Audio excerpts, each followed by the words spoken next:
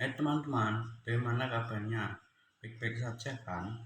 Sekarang saya, Davindia Pameswara Roland, dari kelas 6A, absen 16, akan mempresentasikan tema 2, subtema 1, pembelajaran 1. Langsung saja ke pembahasannya. Sejarah dan bunga teratai. Proklamasi kemerdekaan merupakan tonggak sejarah bagi perjuangan bangsa. Meski terdiri berbagai suku, kita tetap bersatu untuk membentuk Indonesia. Proklamasi kemerdekaan yang dilakukan pada 17 Agustus tahun 1945 menjadi peristiwa penting yang menjadi tonggak bagi bangsa Indonesia. Peristiwa tersebut menjadi tonggak sejarah dan di saat dimana Indonesia berhak atas kemerdekaannya dan wajib dipertahankan. Diawali dijatuhkannya Little Boy dan Fatman di kota Nagasaki dan Hiroshima pada tanggal 6 Agustus dan tanggal 9 Agustus pada tahun 1945. Peristiwa ini menjadikan Jepang menyerah kepada sekutu. Peristiwa ini menjadi peluang bagi bangsa Indonesia untuk merdeka. Teks proklamasi ditulis di rumah Laksamana Maeda, Jalan Imam Bonjol. Para penyusun teks adalah I.R. Soekarno, Dr. Muhammad Hatta, dan Mr. Soebardjo. Saat itu hadir pula Sayuti Melik, Soekarni, dan Sudiro. Saat itu pula ada usulan untuk proklamasi agar ditandatangani oleh I.R. Soekarno dan Dr. Muhammad Hatta. Teks proklamasi ditulis dan diketik oleh Sayuti Melik.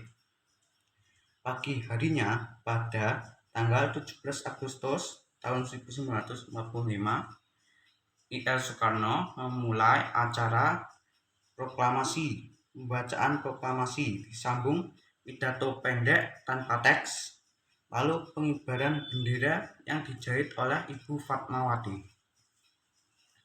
Proklamasi memiliki makna penting bagi bangsa. 1.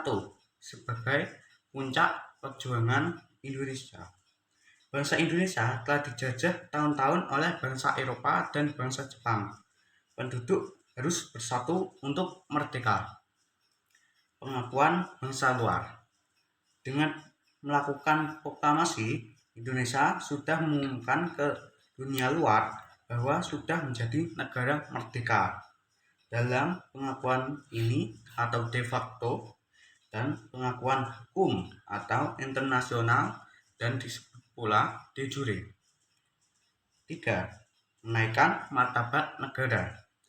Pembacaan teks proklamasi memberikan pesan kepada negara lain bahwa Indonesia sudah bebas dari penjajahan dan menjadi negara bermartabat dan mandiri.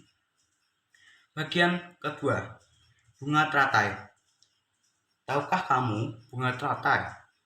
Tanaman ini tumbuh di air. Agar dapat menyesuaikan diri, tanaman ini memiliki akar di bawah air. Tanaman ini memiliki akar di bawah air. Tangkai daunnya menjalar sehingga mengapung di air. Daun teratai bundar dan lebar.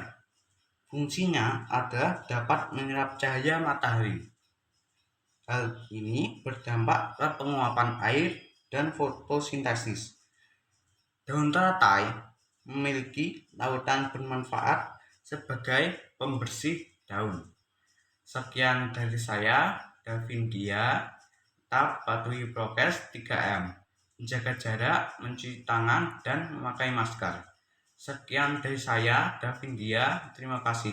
Assalamualaikum warahmatullahi wabarakatuh.